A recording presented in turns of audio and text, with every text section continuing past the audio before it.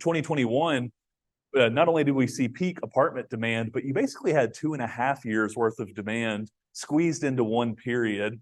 Today, we forfeited a little bit of that momentum, but there was always a certain finiteness to how much absorption was going to happen in a given year. And today, I think we're starting to see some of that normalization, some of the rebalancing start to happen. So again, long-winded way of saying it, but the takeaway on this particular image, what we're seeing today is that demand is still strong. It's just supply has peaked at or is close to reaching a 40-year peak. And when you look at where most absorption has happened, all of us, I think, kind of take it for granted that we live here in Texas, we live in the Sun Belt, we see the growth that's happening in DFW. This is anything but normal for most other parts of the country. Most other parts of the country aren't growing near as fast as what we're seeing in those Sun Belt states, Texas, Arizona, Florida, Tennessee, the Carolinas. And this chart right here shows you the net change in number of occupied apartments over the course of 2023. And the Sun Belt and the mountains region, think Utah, Colorado, not typically grouped in with the Sun Belt, but we're generously doing it here. 70% of the absorption that's happened across the nation over the past 9 months has been in those Sun Belt states. So again, it really shows you where the demand in the market is and where the demand tailwinds generally favor. And this is a little bit of a busier slide that I won't spend as much time on, but just a quick moment to really highlight the strength of the market here in DFW. So what you're looking at here, this x-axis is the net change in number of occupied apartments over the past 3 years, basically right before the pandemic to today. And DFW has 70,000 more occupied apartment units today than just 3 years ago. Not delivered or not developed, occupied apartment units. And again, that really shows you how much demand there is, not even just for multifamily, but of all housing types here in DFW. And again, a good substantiation of the Dallas economy. I did want to point out real quickly there, Austin. Austin's a smaller market than Dallas in terms of just number of people, number of jobs, et cetera. However, when you look at that y-axis, you have 16% more occupied apartments in Austin today than 3 years ago. So again, just going through the markets here, you can really tell where those demand tailwinds favor across the country when it comes to, again, not only apartment, but single family demand as well. All right, so quick overview here of occupancy. This is one of the key metrics that we track in the space, of course. U.S. occupancy as of third quarter this year. Yes, it has come down from the peak levels that we saw in 2021, but over real estate hold periods, when you're talking about real estate, you're really talking oftentimes about your time in the market and the horizon that you're comparing to. So while today's year-over-year occupancy looks a little bit weak, if you compare it to a 20-year average, again, we're basically reapproaching what a quote-unquote normal is for the market. And then the other thing that I would point out here, you can see how that the contraction of that orange line, the pace of that has slowed down. And again, I think this points to the fact that you're seeing demand start to stabilize. And keep in mind that we're delivering more units today than we were 1 year ago. So the fact that the fact that occupancy is basically stabilizing, I think highlights how much demand there is in the market, the strength of demand, relatively speaking. One of the things that's driving some of this demand is that a lot of apartment renters are electing to renew their leases. You think about something like turnover rates or the number of residents who are electing to not renew their lease. And you can see that here in 2023, about 53% of expiring leases were renewed. And the takeaway there is that even if we had no front door demand tomorrow, the fact that you still have really strong retention rates tells you that I don't think that occupancy is at risk of contracting much further.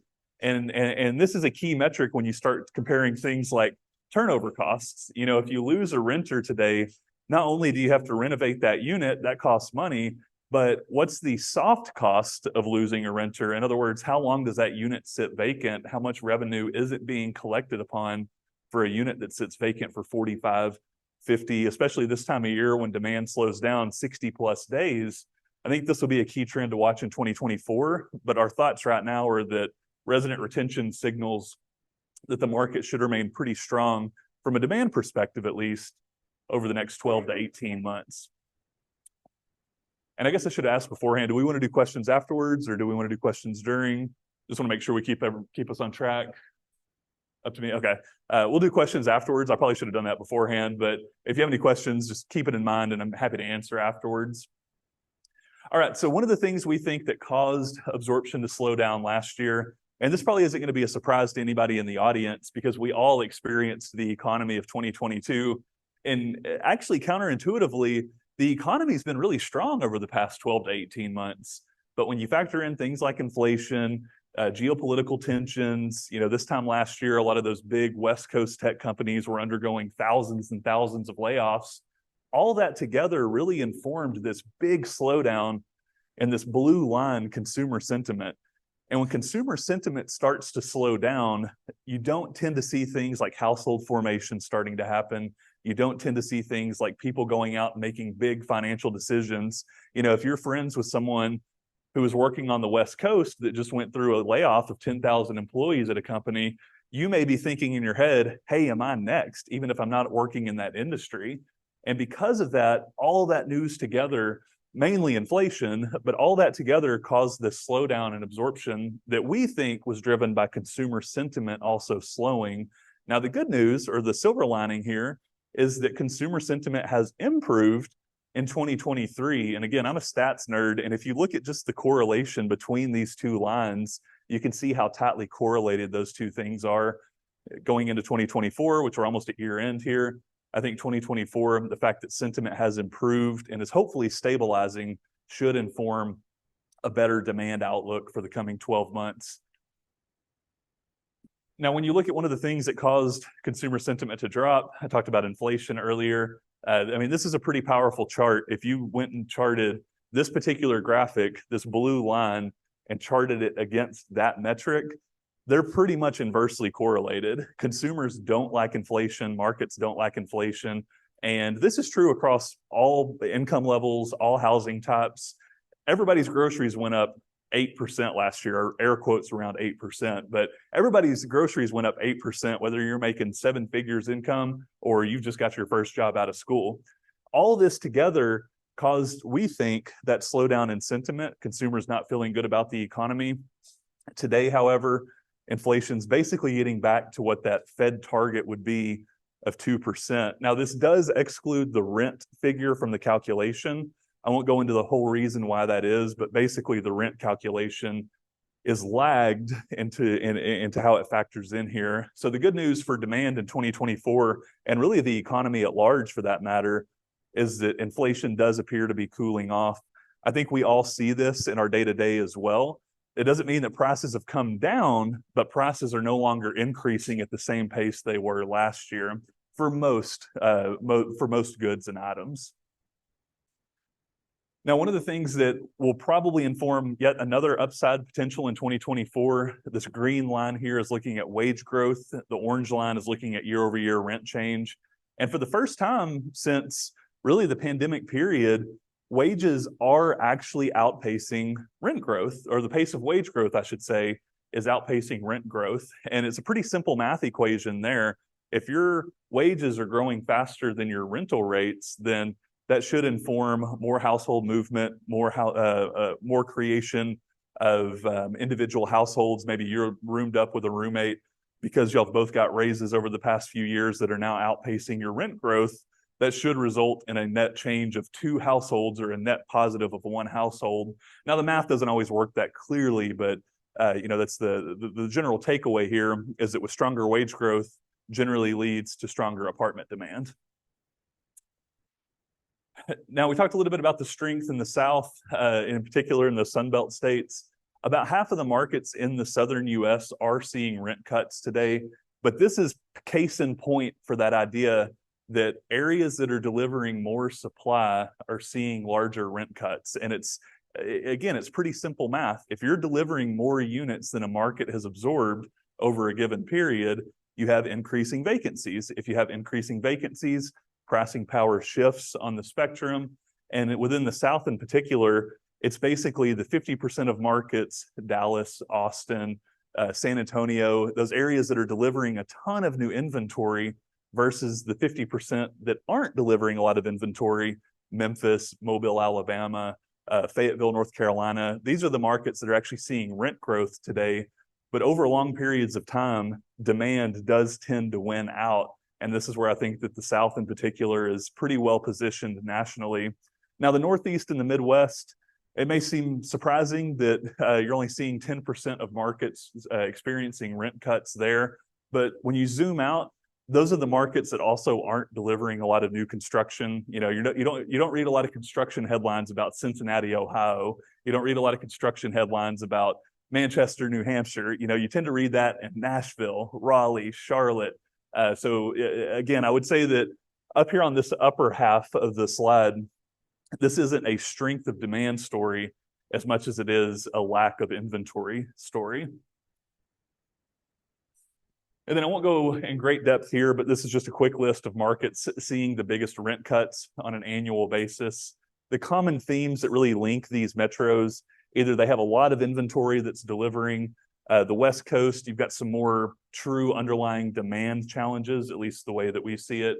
And then you do have some of that historic proneness to boom bust. Think of a rubber band. The further back you pull that rubber band, when you let it go, it's going to sting more whenever it comes to the momentum comes back. And with Phoenix, Vegas, Boise, Austin, these were some of the markets that saw the most rent growth in 2020 and 2021. So today, you're seeing rents are forfeiting a little bit more ground than, say, these markets that just kind of tend to be slow and steady wins the race, a steady trickle of demand coming into the marketplace, limited supply. Again, when was the last time you heard about Rochester, New York undergoing a development boom? These college towns, as students have come back to campus, that's helped boost economic growth in places like Fayetteville, Arkansas, College Station, Texas. And then, of course, the energy markets, which tend to be volatile. But as the oil and gas market has improved, we've seen improvement in demands in those metro areas. All right, so we talked a little bit about construction. This is basically that construction slide that I've been alluding at this entire time. Across the country, we have about 1 million apartment units currently under construction. It's going to take a lot of time for this. I shouldn't say a lot. It's going to take a little bit longer for this all to be absorbed by the market than, say, 4 or 5 years ago when you were delivering just 60% of what you're seeing today.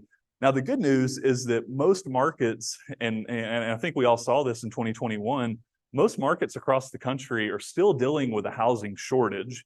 And the only way to get yourself out of a housing shortage is to build more inventory. And I was talking to Matt this morning on a podcast. One of the things that I think has helped Texas in particular grow so much is that population moving into the state, you actually have a place you can move into. In New York, San Francisco, where supply is so constrained, at a certain point, you've hit a finiteness level of growth because there's no inventory that you can move into, or the inventory that you can move into, because it is so supply constrained, is $1.5 million home in San Jose that's 900 square feet. And you just see that it really comes down to the availability of inventory. So I actually see the number of units delivering as a good thing for long-term economic health in a lot of these markets. This is our forecast for 2024. You can see that we expect 2024 to be a big year for new deliveries. This really informs our thesis that the next 12 months will be pretty tough in the market from an operations perspective. Renters are going to have more options. The demand is still there. And if the demand wasn't there while all the supply was delivering, that's when we would be worried. That would be a Phoenix in 2007, 2008 type scenario. The demand wasn't there. You had a big wave of construction delivering. You can see some of that happening right here. But today, the difference is while a lot of construction is coming online, you do have the demand there to fill it. It's just going to take a little bit longer for that inventory to be fully filled because it is so much working through the pipeline. Somebody used the analogy the other day, and I really liked it, that this right here is the pig working through the snake. It's so much inventory happening at once that it's going to take a while for that to fully move through the market. All right, a couple more slides here. We do think that starts, in other words, the number of new apartment units physically starting over the past 12 months, that is coming down, and it's coming down quickly. Because of that, that's eventually going to translate to less supply actually delivering. However, it's going to take some time for those peak units to work through the pipeline. We think 2025, back half of the year, certainly by 2026 is where you start to see deliveries actually slowing down. And then this pretty map, the Skittle map, if you will, the mixed berry Skittles map. We think that the Midwest probably sees stronger rent growth next year. Again, it's not because the Midwest is just rocking and rolling in terms of economic growth, but you don't have a lot of inventory delivering. And, you know, most of us in this room, if we're looking at investing in the market, we're not looking at just 1 year. You're looking at 3, 5, 7, even 10 years. And while this part of the market, I think, is underperforming right now, that's still the hare and the tortoise and the hare race. So we still like the long-term outlook for the Sun Belt. I think the biggest question in 2024, though, is going to be what happens with expense growth. And this is something, whether you're owning, operating, personal day-to-day, we know that insurance costs are going up quite a bit. I'm sure some of y'all have seen y'all's insurance premiums on your cars. The 6-month premiums are coming through, and it's not just you, it's apartment owners and operators too. Insurance costs up almost 30% year over year. Turnover costs, in other words, how much it costs to lose a resident out the back door. And then things like taxes, those are going to be a pain in terms of revenue growth next year. So I think this will be a big thing to watch. The good news is, going back to that inflation slide earlier, inflation is starting to slow down, so that should help curb a little bit of this expense growth as we go into next year. And then I'll leave this up here just while everybody has a chance to digest, but hopefully I'm doing pretty good on time. Happy to answer some more questions. Didn't want to overstay my welcome here, but with that, I guess we'll turn it over for some questions real quick. And if no questions, then I'll hand it over to our next presenter. Yes, sir. How does the Bay Area rent decline? It's a good question. I think it's largely due to partially due to migration out of the market. You have fewer people living in the Bay Area today than you did, say, 2 years ago. But on top of that, too, I think that there's some more limiting demand factors there. It's more expensive, and it's not necessarily that rent-to-income ratios are out of whack, but the income required to qualify for a lot of these apartments has to be so robust that you're kind of inherently limiting your demand pool to some degree. So I think it's largely migration and lack of economic growth relative to the rest of the country. So how do you figure the multifamily decline over the next, say, 12 to 18 months? With a $4.2 million housing shortage, with 4.3 million baby boomers exiting the workforce, and about 4.4 million 20-year-olds coming into the workforce, how do you determine the decline in the next 12 to 18 months when we have some huge housing shortage by default as it is? Yeah, it's a really good point, and again, that. If you go back 2 slides to this, 2 slides forward. There you go. Mm-hmm. So you're dictating that the housing shortage is going to decline that sharply, but it's going to take a longer go for the market and everything to catch up. I mean, I can look at here in Dallas, North Dallas, Prosper, Salina Ford. I can drive from my office to my house, and I pass 3 rental-only communities. Mm-hmm. In multifamily, it's always been the way to go. It's easier, or if you're owning a single family versus a multifamily, you use one tenant, you don't dispute. Yeah, economy is a scale. So how are you determining that all of the stats are going to be declining with that big of a housing shortage by default in the U.S.? Yeah, no, it's a great question. So I'll go back to this slide real quick and keep in mind that point that I said earlier of the pig working through the snake. You know, you have so much inventory coming online in such a short period that long-standing there still is that housing shortage, but you're just delivering so much in such a tight period. And I'll actually point to Frisco as a perfect example. Frisco, as a standalone market in the country, would rank number 37 in terms of new apartments delivered since 2020. Frisco's the submarket has delivered more than Indianapolis, Cincinnati, Milwaukee. You know, you're talking big cities that haven't seen this much development. But when you look at absorption, Frisco also ranks about 35, 36. But the pricing power is going to shift short term to the renter, and then long term, it's going to remain, you know, the housing shortage, demographic growth, et cetera. Your diamonds and Chicago, Detroit, Baltimore, Philadelphia, most of those are declining markets. Texas, we're a inclining market. We've got more growth in Texas. We've got, Texas and California, we're either ahead of the ball or behind. Texas is still behind the ball. The market correction has not hit Texas yet. So in dealing with Texas specific, we're not there yet. California's already seen the market decline. They're already getting hit in Los Angeles. They're already getting hit in San Francisco. Atlanta is a huge hit right now. That because everything in real estate is always post. What's happened in the last 6 months, what's happened in the last year is irrelevant. What's happened in the last 90 days is more what's going on in the market today. So if Frisco prosper, the two of these line and next thunder, that urban sprawl coming out.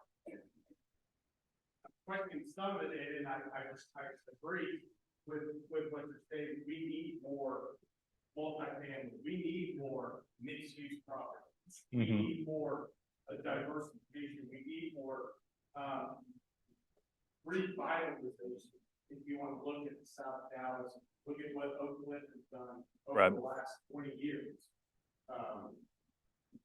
It's a big gamut. Yeah, and again, this is where it comes down to the hold period. Short term, I think that the short term outlook, call it 2024. It's hard to foresee a scenario in which rents increase while we're delivering a 40-year peak. But if you're looking 3, 4, 5 years from now, again, that demand is a structural situation, and over long periods of time, demand tends to trump supply, and that's why you see over a 10-year period, places like Indianapolis and Cincinnati generally rank in that lower quartile of the market. They just don't have the demand tailwinds. Today, they're just exactly. Exactly. Looking at the next 3, 5, 7, 8, if you buy something now, what is your cap rate in 3, 5, 7 years? Because that's when you're going to get rid of it and move on to your next product. Right. Yep, absolutely. Next question. Yeah. You mentioned being on a podcast with some guy. What was that podcast? Who better to tell him? It was the More Doors podcast. It was the More Doors podcast, Mr. Kapachowski. All right, looks like one more question and then. Yeah. How fat is that pig? How fat is that pig to digest? It's a good question. I think 2 years in most markets. The one exception I would say is maybe Austin, because you've got so I'll throw out an Austin stat real quick. For every 100 apartment units that exist today, another 16 will deliver by the end of 2025. So 16 new units for every 100 that are currently there. I think that's going to be a little bit longer to absorb, but here in Dallas, San Antonio, even Houston, call it by end of 2025, I think the market's back on track. All right. Well, thank y'all so much. Thank you very much, Carl. Before I run off with this. Carl's going to be sticking around for a little while. So Thanks. chat after Matt's presentation. You can ask all kinds of questions you want and get into all the talks today and talk about the data. But really good information. So our next speaker we're going to have up is a big treat because we normally don't have 2 speakers in our event. Tonight we have 2 great speakers, and you didn't hear him first night. Matt Pichney is here from New York. He's got over 10,000 doors. He's a real estate investor like us. He's got a #1 selling book. Well, he's videoing me. I don't want this like green thing. I don't want this green thing like, real estate owners. Take that over So here. let's give a big Oh. hand to Matt. You'll let me know. You'll let me know, yeah. All right. Well, thanks, Rob. Thanks for having me. It's a pleasure to be here. Just wanted to have a water in case you never know.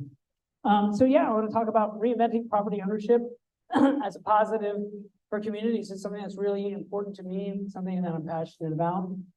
A quick disclaimer before we start, this is all educational. I'm not here to teach you anything or tell you that these are the way that things go. It's just kind of my story and what's happened. There will be prizes at the end. So, all right.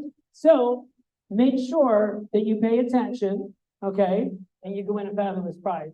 So, there are 44 million American households are renters. Okay, that's over a third of our population. But a lot of times this is what we're seeing on the news, right?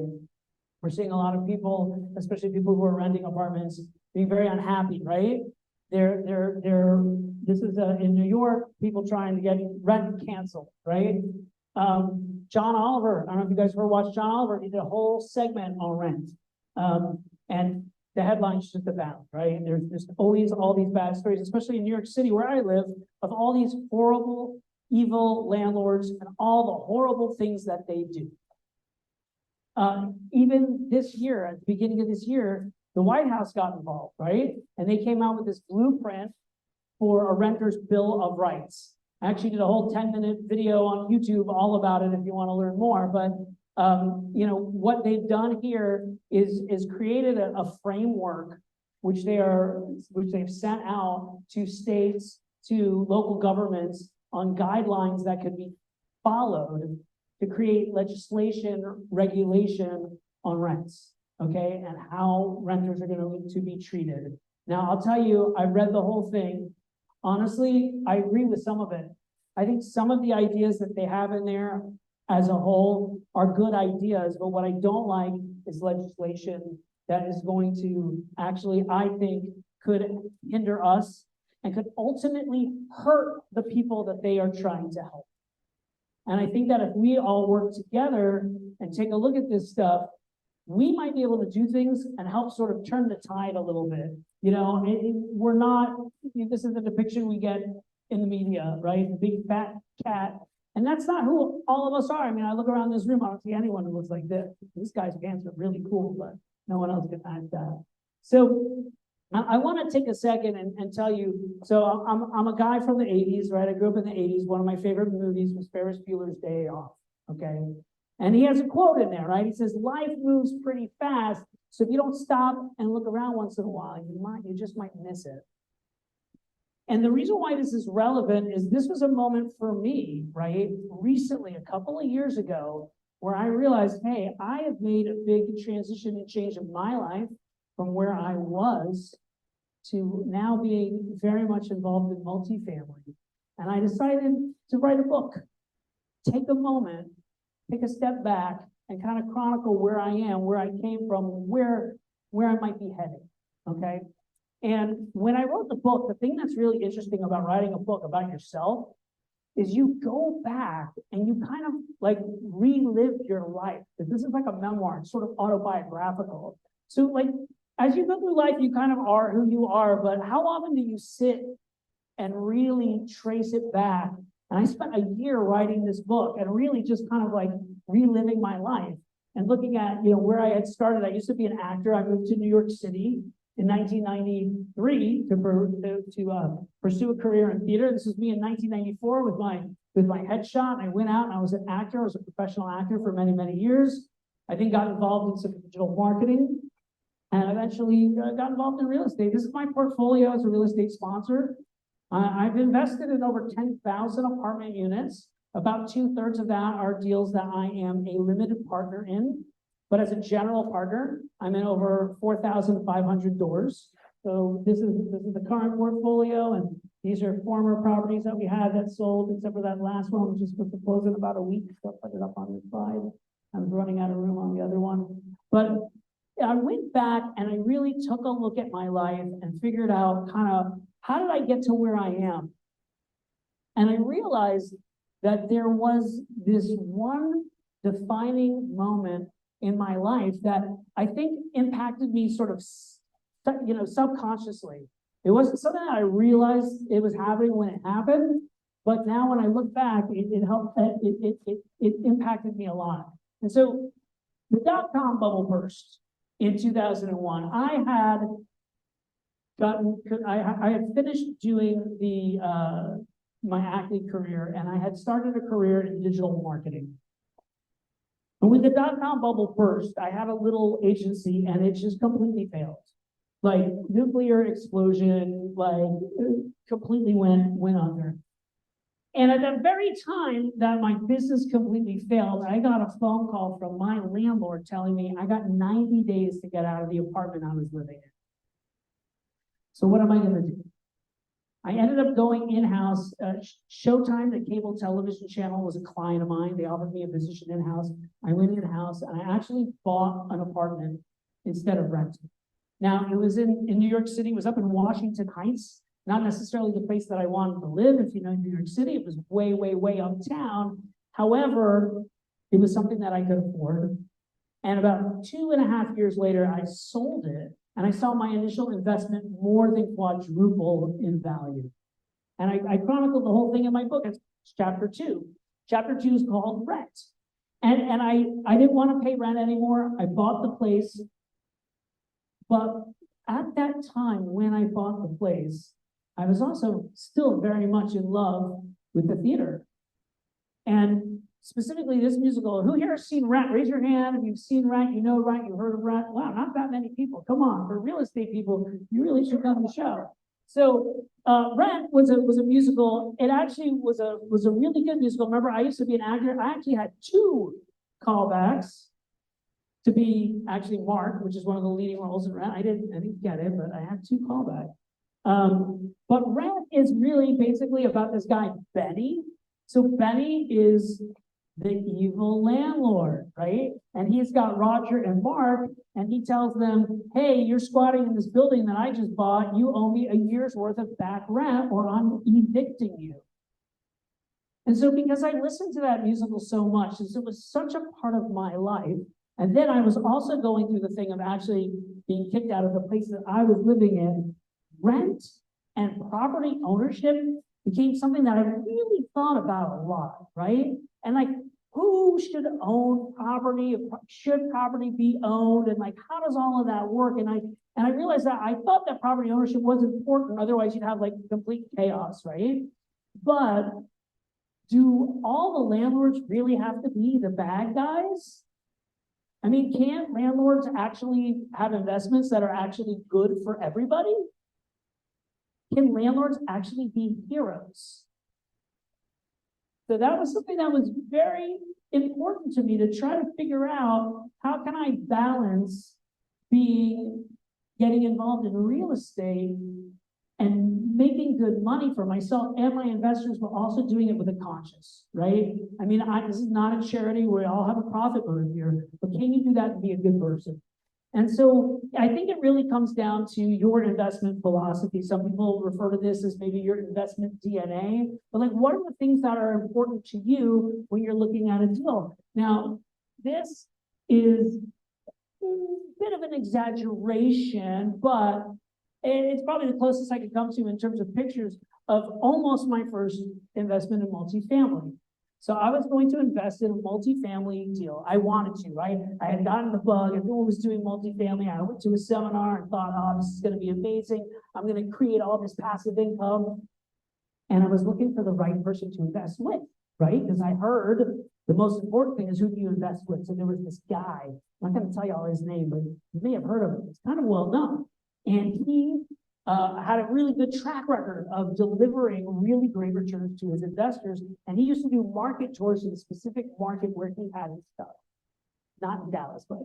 So I went and I met with this person. I went for a couple of days to this market, looked at the market, and he was showing us, we did a tour of properties that he owned. And we walked around the properties that he owned, and they were, I mean, not much better than this. Now, look, I knew these were going to be Class C properties. I was not expecting the Taj Mahal, but paint peeling everywhere. The whole thing was decrepit, totally falling apart. And the guy had owned that property for 2 years. It's not like he just bought it and had it done. He wasn't doing anything. He was making his money by just cutting expenses as drastically as he could, but making it a really crappy place for people to live. But here's this guy, he makes a lot of money. It's multifamily, like, oh, I want to invest. I wanted to do my first investment. Everybody said this guy does really well. Should I invest in this deal? And I had to stop and take a big look at myself and who I wanted to be. What were the type of initiatives that I wanted to put my money behind? What did I stand for? What are my values? What's my definition of success? And it's different for everybody, but for me, I didn't care how much money I was going to make. I was not going to be supporting having these people live in what I felt were unlivable conditions. I said no. So I have worked very hard with my business to reinvent property ownership as a positive for communities. This is actually a little screen grab from my website, right? And it's all about win-win. Right? Win-win situations. That's what I'm looking for. It should actually be win-win-win because there's 3 things that I want. I want the residents of our communities to have a better quality of life. I want the staff who work at our communities to have a better working environment. And I want all of us investors to make a ton of money, right? So, and there are very good ways that we can do that. I'm going to walk you through just a couple of things that we're doing that maybe you can do in your investments as we move forward. So the first one is green, right? Green is not only just about money, right? We can do different types of things with green initiatives. But this is really apropos because if you look around here, we've got toilet seats everywhere. And this is a story about 300 toilets that we replaced at a property.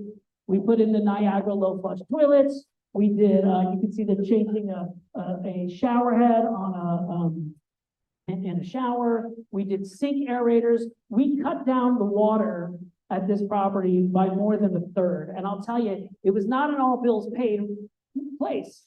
It was that the residents paid their own water. They freaking loved us because we come in, we're making improvements to the property right away, and we're cutting their water bill in 1/3. So they loved us. Not only that, we got a Fannie Green program loan. So we got a lower interest rate on our loan, which was fantastic. The staff at the property loved us because the maintenance team, these are flapperless toilets. So they don't have to go with toilets that are running all the time. So it made their life a lot easier. This is really great for the environment. So, I mean, this thing was winning 4 ways. And those are the types of things that I like to do. So add value. This is my book, Backstage Guide to Real Estate, chronicles the 18 different keystone concepts that I learned along my journey. And concept number 4 is add value. You can add value by doing things like those low flush toilets. You can improve interiors and exteriors. You know you can do that, but you can also add value by just improving the community itself. And that's one of the things we love to foster new initiatives within the community. So these are different properties. This was actually McCallum, which was a 419 unit property that we had here in North Dallas, actually. End of school, we did a party, right? Ice cream, face painting, and a bouncy castle, right? People love that. My kids love bouncy castles. I got 2 little girls. They go crazy for them. 4th of July, we did an event. And these are all different properties that I have. We did a back to school event recently at a few of our different properties to help make sure everyone had all the school supplies and things like that. Halloween, we do Halloween at all. We do a lot of trunk or treat type of things for Halloween at all of our properties. We also do Thanksgiving. This is important. Turkeys, we give away turkeys every Thanksgiving, every single property I'm involved in. This is also on the left. We're doing a food drive right now. That's why you can see a bunch of cans of those 2 pictures on the left. This was awesome. I got to give credit. This was one of our property managers' idea, and we're going to start rolling this out. Christmas decoration contest. So we get everyone to decorate their porches or their patios, and we take pictures, and then on our Facebook page, everyone votes. The winners get, $500 gift card, a couple of runners up get some other things. Really fun. Everybody gets involved. Everybody's voting. Lots of fun. Look, I was on property yesterday, and we're doing breakfast on the go. So I was like, oh, let me take a quick snapshot. But we do this a lot. Breakfast on the go. We try to do something once every 6 weeks to really make the community, make the residents of our communities feel like part of it and try to foster that good sense of community. It lowers turnover, which, as we all know, is a very, very high cost for us. There's definitely an ulterior motive on all of these things. They're great initiatives that are good, but they also will make you money. This one I had to share because this was a fun one we did, and it had nothing to do with the residents necessarily. We did a swap. We had our home leasing staff they were a maintenance team for the day. And the maintenance team did the leasing. Now, this was great because it also helped everybody at the property sort of understand what the other person is kind of going through. They had a lot of fun. They were teasing the heck out of each other. But the other thing they did was we got people to vote online. They got all of the residents to actually write Google reviews for like who was their favorite maintenance person that day or who was their favorite. A lot of this is really good to help with your Google reviews if you're suffering from those. And ultimately, right, it makes investors happy. We're all thrilled when we see some nice NOI. So I think that purposeful investment, making a difference with your investment dollars, is one of the ways that we as real estate professionals can change that narrative of that evil landlord. And I think it's incumbent upon all of us to change that stereotype and turn real estate into something that can be a positive force, something that makes life better for everybody involved. But it's up to you. It's up to you. You got to figure out what's right for you. I mean, you might want to be the guy or gal who's cutting the expenses, or you might want to be someone who's trying to put a positive spin on things.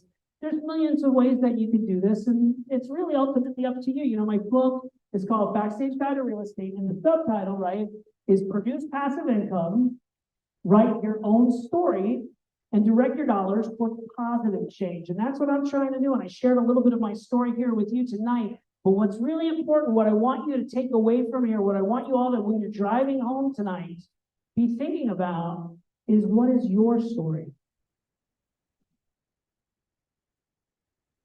And with that, it's time for some prizes. You guys ready for some prizes? I'm not, okay, I'm just leaving. Come on, you ready for some prizes? All right, everyone raise your hand and make sure they're working. Are your hands working? All right, cool. All right, now if you've been paying attention, you should be able to answer these questions. I got to get out my bag of prizes here. Okay, so. Now, here's the thing. Let's say that I call somebody and they get the answer wrong.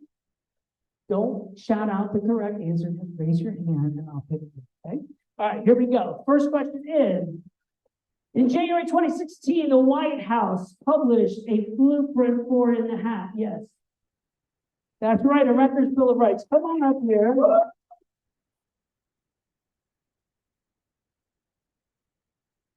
You win a copy of Backstage Guide to Real Estate. All right. I'm happy to sign it afterwards.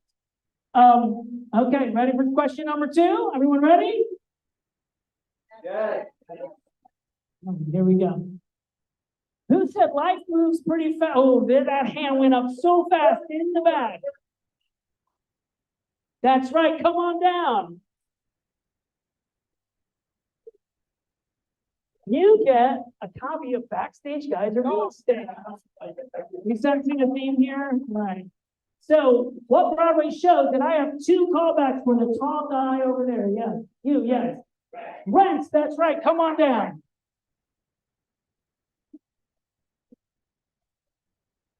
You get a copy of Backstage Guide to Real Estate. Enjoy. I look for what situation? Yes. Win-win, come on down.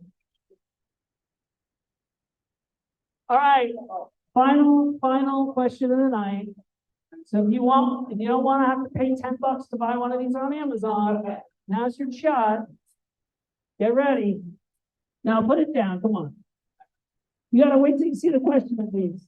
All right. All right.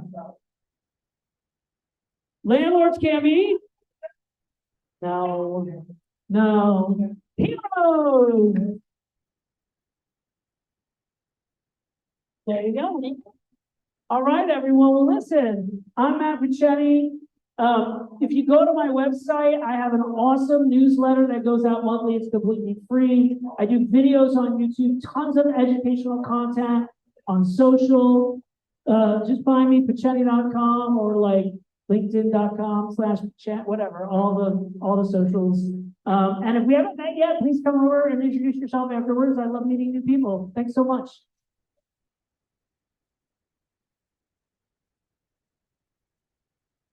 What a fantastic presentation. Thank you so much, Matt, for flying in and taking care of that. And we thank you for coming out tonight. It's been a fantastic night so far. And we're looking forward to talking to you and networking. And like I said, you don't know us, we don't know you. Please come introduce yourself and let's have a chat. Thanks again to Matt and Carl and myself as one of the hosts, Rob, David, and Nick. And also we want to thank one of our sponsors that's here tonight. If you have questions, if you're new to multifamily, you have questions about multifamily, go to apartmenteducators.com, check them out. Ruben is here from Apartment Educators. Seek out Ruben and ask any questions. And that's it. Get some drinks and you go. Thank you very much. I am ashamed. I am read your book on you. I love you. I wrote a book. My name is Mario Rafa. I'm originally from